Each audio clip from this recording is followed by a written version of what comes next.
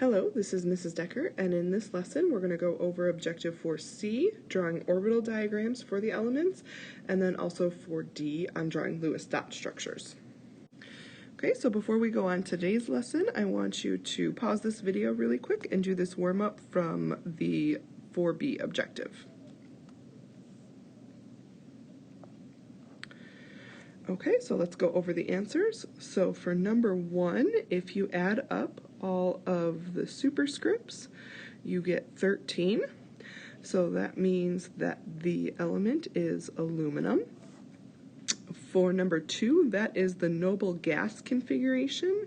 So here is krypton. So the krypton in brackets means that that is the electron configuration up to krypton. And then we would start with the next energy level, which is 5. So 5s is full. And then in the 4D orbital, we would count to the 6th element. So we go 1, 2, 3, 4, 5, 6.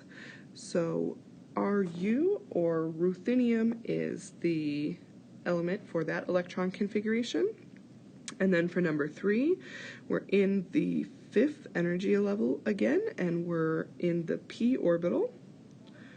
So that is over here, and it is the 5th element in the p orbital. So 1, 2, 3, 4, 5. That is iodine. All right, so now let's get on to drawing the orbital diagrams for elements. So the orbital diagrams are really similar to the electron configurations.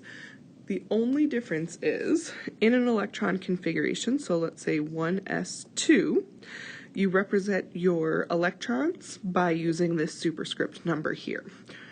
In an orbital diagram, we're going to use arrows to represent the electrons. So the energy levels and the orbitals will still be the same. We'll just use arrows to represent the electrons. So when you are drawing orbital diagrams for the elements, there are 3 rules that you must follow. The first is the off-bow principle. So this states that electrons must occupy the lowest energy orbitals that they can fit in. So you're always going to fill from the bottom up. So a 2s orbital will have to be completely filled before any electrons can occupy the 2p orbital. And then the 2p orbital will need to be completely filled before any electrons can occupy the 3s orbital. And remember that we can use the periodic table to tell us the order to fill the orbitals, the way that we use it for the electron configurations. Okay, the next rule is Hund's rule, and this states that the orbitals of equal energy are occupied by 1 electron before any is occupied by a second electron. So remember, in the p orbital, it can hold up to 6 electrons. So our picture up here is the 3 different orientations of where those electrons could be. So this would be px, this would be py, and this would be pz. So we can only put 1 electron in each circle before you go back and start filling the other circles with 2. Okay, so you want to think of Hund's rule like the Monopoly building rule. You cannot have a property with 2 houses on it until all of your properties has at least 1 house. This is the same thing with electrons. Each orbital needs to be filled with 1 electron before you put a second one in there. Okay, so the last rule is the Pauli exclusion principle. So this states that an orbital can hold a maximum of 2 electrons, and those electrons must have opposite spins. This is because all electrons have a negative charge. So in order for them not to repel each other when they're in close quarters with each other, they need to be spinning in the opposite direction. So if you noticed in the last picture, I was drawing arrows within the orbitals, 1 up and 1 down. So when we draw them, we need to make sure when they're filling the same orbital, they need to be drawn 1 up and 1 down. And remember that the s orbitals can only hold 2 electrons total. P orbitals can hold a total of 6 because they have 3 different sublevels. D orbitals can hold a total of 10 because of the 5 different sublevels, and F orbitals can hold a total of 14 because of the 7 different sublevels. So using orbital diagrams is just a little bit more descriptive than the electron configurations of how and where the electrons will be within the atom. So they are pretty similar to the electron configuration. We see here the 1s, 2s, 2p like we did of the electron configuration, but instead of writing the electrons in superscript, you represent them with arrows, one up and one down.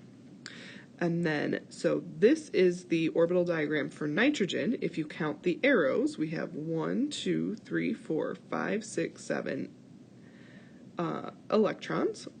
So that tells you that it is nitrogen.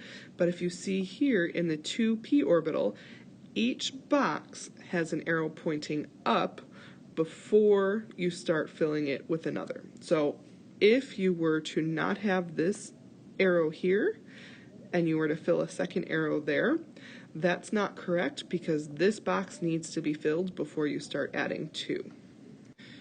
Okay, so when we're doing orbital diagrams, boxes or lines, if you prefer, will represent the different orientations for each subshell. So s orbitals, anytime you have an s, is going to have one box or one line. P orbitals will have 3 different orientations, so 3 boxes. D has 5 different orientations, so 5 boxes, and F orbitals have 7 different orientations, so 7 boxes.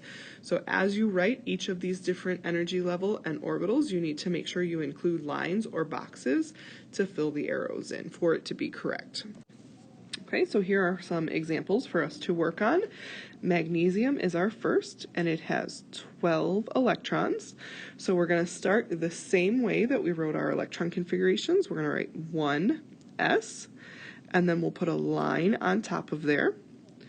And we will have 2 electrons in the 1s orbital. So remember, 1 up and 1 down.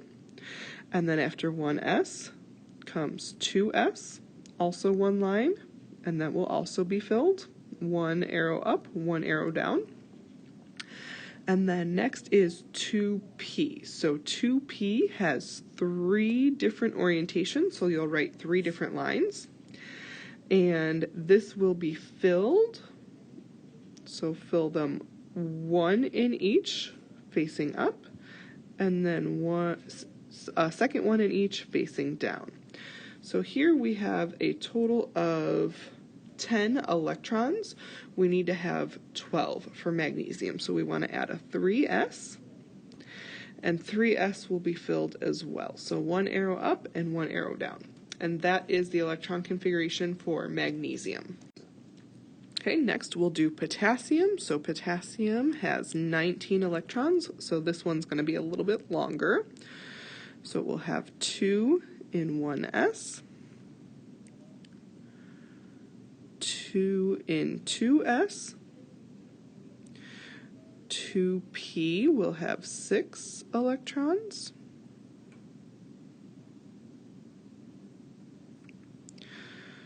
3s will have 2 electrons. So now we're up to 12. We have to go to 19. So next is 3p. Okay. And 3p will be filled as well. So this is 18 electrons. We have to go to 19. So after 3p comes 4s. And we just need 1 more electron, so we'll have 1 more arrow up. Okay, and next is cobalt. Cobalt has 27 electrons. So I'm going to spread this out. We'll start with 1s, and 1s will be filled. Then 2s will also be filled. Then 2p, and 2p has 3 orientations.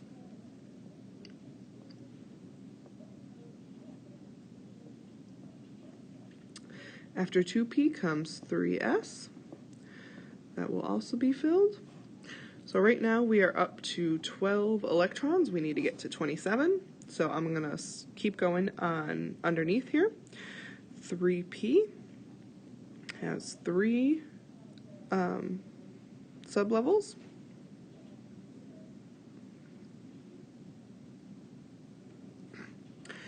And then we go on to 4s, which just has 1 sublevel. Okay, so now we are up to 20 electrons, and we need to get to 27, so we're almost there. Now remember, after the 4s orbital comes the 3d orbital. And D has 5 different sublevels, so you should have 5 lines. And since up to 4s we have 20 electrons already represented, now we just need 7 more. So now remember, fill each sublevel with 1 electron, and then we'll go back and we'll fill 2 of them with 1 more electron each. So this is the orbital diagram for cobalt. Okay, and our last example is selenium, which is our longest orbital diagram because this has 34 electrons. So start with 1s, and that is filled, then 2s, then 2p with 3 lines,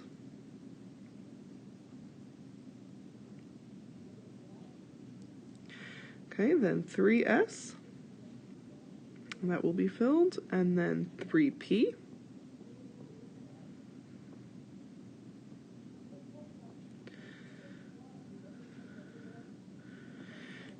alright, and then after 3p comes 4s, and that will be filled as well. So now at this point we have 20 electrons in our orbital diagram, and we need to get up to 34. So remember, after 4s comes 3d. And 3D will have 5 lines. Okay. And all of those lines will be filled because selenium is in the 4p part of the periodic table. So go ahead and fill all of those.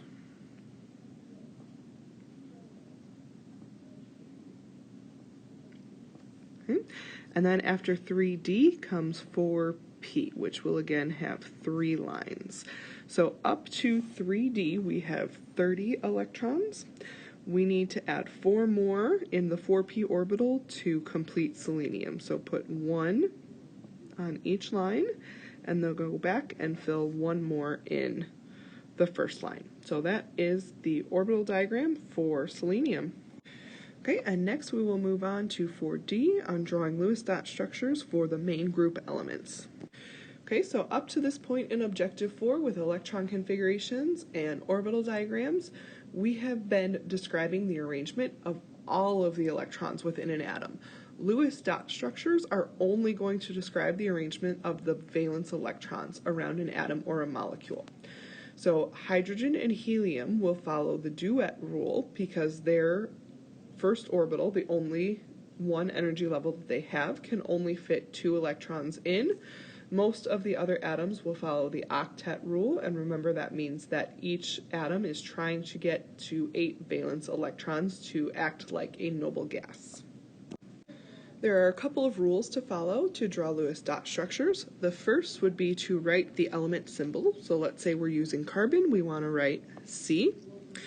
And then you want to determine the number of valence electrons that element has. Carbon is in group 4A, which means that it has 4 valence electrons. And then the last step is to add the valence electrons around each atom.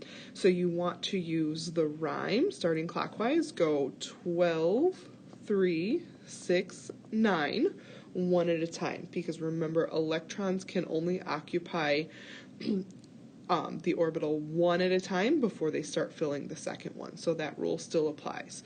So we will start at the top and write 1 electron there, 1 on the right side, 1 on the bottom, and then 1 on the left side.